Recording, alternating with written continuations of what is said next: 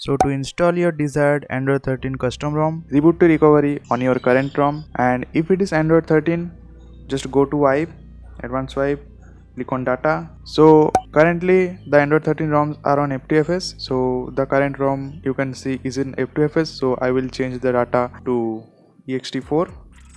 Now after changing the data, go to wipe again, select cache, and I will change it to ext4. So you can see here the data is on ext4 and the cache is on ext4. Now go to install.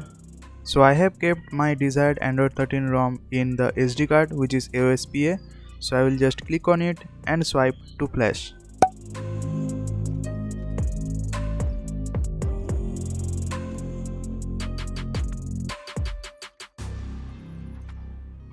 So after flashing the ROM, go to wipe, go to advanced wipe, select data and change it to f2fs.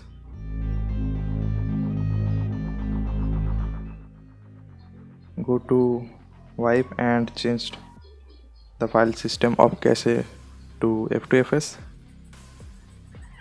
So the data and cache are changed to f2fs. So now reboot to system. So you can see here our AOSPA ROM is booting successfully. So you can see the ROM booted successfully. So now I will set up this ROM and start using it. So if you found this video helpful, make sure to subscribe to this channel, and if you have any questions, the comment section is open for you.